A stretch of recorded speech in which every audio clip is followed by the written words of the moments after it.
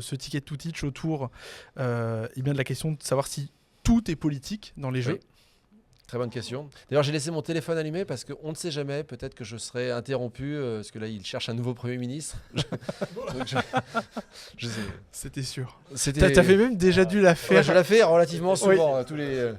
Mais mon téléphone ne sonne malheureusement jamais. Et la France ne va pas mieux. Mais bon, il doit y avoir un lien de cause à effet, certainement.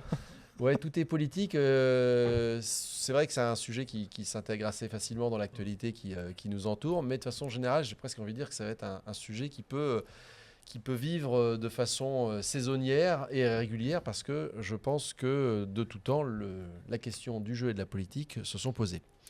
Alors, peut-on vraiment jouer sans faire de politique ?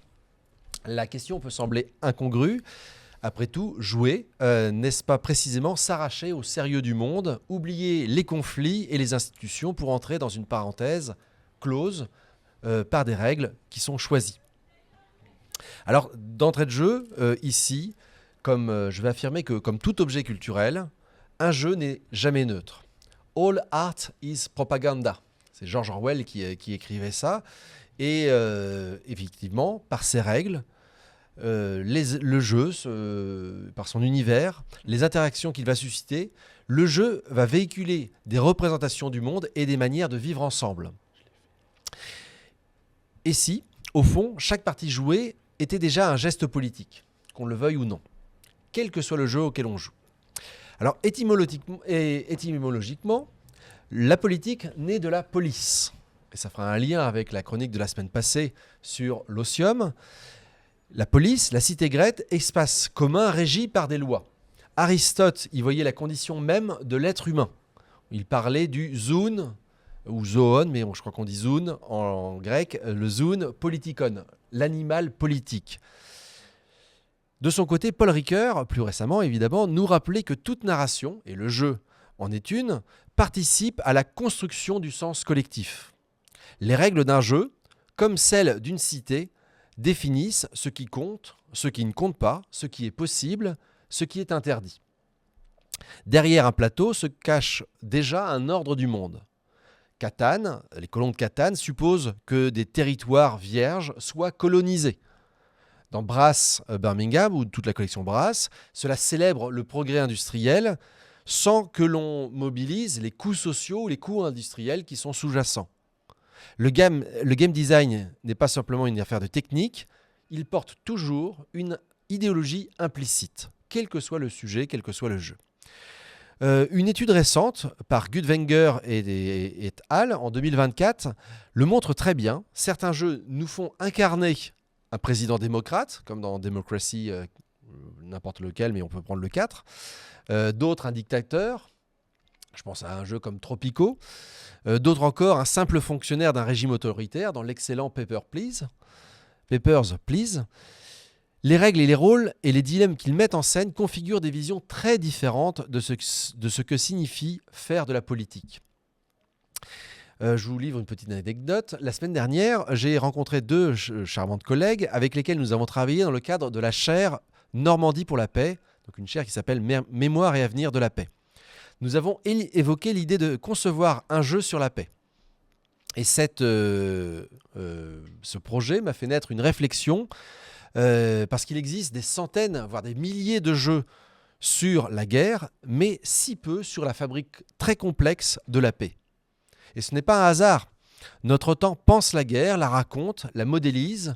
La paix, elle est souvent réduite à une absence. Absence de conflit, absence de bruit. Or, elle est une construction exigeante, fragile, et pas toujours évidente à produire et à refaire. On le voit malheureusement aujourd'hui. Et la rareté des jeux de paix nous dit quelque chose. Nous ne savons pas la jouer parce que nous ne savons généralement pas la penser. Concevoir un jeu sur la paix, ça serait déjà un acte politique, un déplacement de notre imaginaire. Mais le jeu ne se réduit pas donc à son design. Il prend vie aussi dans l'acte de jouer. Donc, il y a les jeux sur la politique, mais il y a aussi de la politique dans la façon dont on s'en saisit. Il prend vie dans l'acte de jouer et les joueurs produisent de la politique. Comment, me direz-vous ? Non, j'attendais que vous disiez comment. Merci. Eh bien, par la manière dont ils habitent les règles. Certains vont respecter scrupuleusement la règle comme un cadre intangible. De la même façon qu'en tant que citoyen, ils vont respecter les lois qui les régissent. D'autres la contournent, trichent, inventent des variantes. De la même façon que de temps en temps, dans notre monde réel, nous transgressons les lois. Certains surinvestissent la coopération, d'autres privilégient l'individualisme. Dans le jeu diplomatie, la trahison assumée devient finalement un laboratoire du cynisme politique. Dans Roots, l'asymétrie du jeu nous pousse et nous oblige à la confiance, mais aussi à la dépendance. Jouer, c'est toujours s'exercer politiquement, parfois malgré soi. Comme le note le philosophe Jacques Rancière, la politique, c'est la distribution du sensible. Et c'est exactement ce que fait le jeu, en répartissant rôle et action, en organisant nos libertés et nos contraintes. Reconnaître ces dimensions politiques change la manière d'utiliser le jeu en formation. Un enseignant, une enseignante ou une personne en situation de formation ne choisit pas seulement un outil, mais un modèle miniature de société. D'où l'importance de contextualiser et de débriefer. Hégémonie peut ainsi ouvrir une réflexion sur les inégalités sociales. Spirit Island invite à questionner la colonisation et les résistances. Mais même des classiques apparemment anodins deviennent riches s'ils sont mis en débat. On a déjà parlé de Puerto Rico et de son économie esclavagiste implicite. Terraforming Mars qui naturalise l'idée d'une exploitation sans fin des ressources planétaires. Utilisé en pédagogie, le jeu ne fait pas qu'apprendre autrement.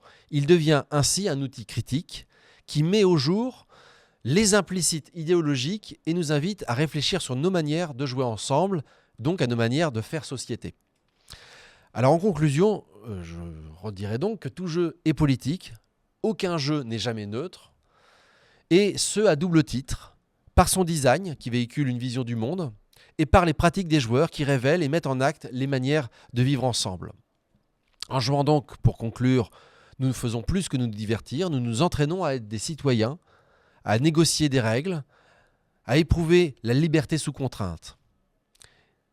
Comme l'écrivait Colas Duflo, également philosophe et auteur de l'excellent Jouer et philosopher, le jeu est une expérimentation de la liberté sous règle.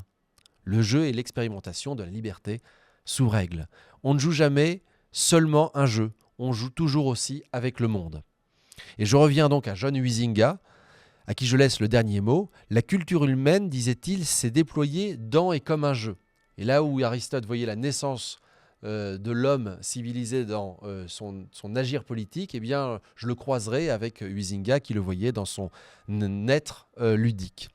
Et donc, si tel est le cas, alors la politique, elle aussi, est un immense terrain de jeu, sérieux, fragile et vital, où se décide la possibilité même de vivre ensemble en paix et en démocratie.